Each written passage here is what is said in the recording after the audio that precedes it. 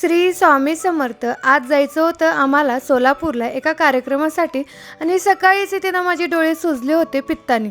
मग सगळ्यात अगोदर इथे मी पित्ताचं औषध आणि ॲलर्जीचं पण औषध घेतलं होतं, कारण ना कार्यक्रमाला गेल्यानंतर ना आणखीन डोळे सुजू नये म्हणून. तर इथे ना दूधवाले भैया आले होते, त्यांच्याकडून दूध घेतलं आणि त्यांना सांगितलं होतं की थोडंसं जास्त द्या म्हणून. तर त्या कॅटलीमध्ये बसलं नाही म्हणून इथे मी पातेलं घेऊन आले. अहो इथे ना सगळं माळवं घेऊन आलेले होते जे जे पाहिजे ते. मग ताईंनी इथे ना दादानी हर्षूसाठी ओट्स बनवले, त्याच्यानंतर चहा बनवला आणि इथे ना मी छान अशी रेडी झाली.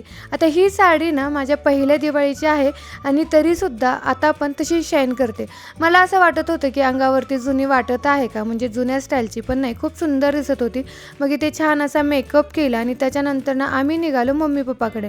तर मम्मी पप्पा पण ह्या कार्यक्रमासाठी येणार होते आणि खुशूला ना अर्ध्या रस्त्यामध्ये गेल्यानंतर भूक लागली होती म्हणून सगळे थांबले आणि इथे गुळाचा चहा होता म्हणून गुळाचा चहा घेतला आणि लस्सी वगैरे घेतली. अहो इथे मला म्हणत होते की एवढ्या उन्हाचं गुळाचा चहा कोण पितं का, पण मला खरं सांगू का चहा खूप आवडतो. कोण कोण माझ्यासारखं आहे हे कमेंट करून नक्की सांगा. चला इथेच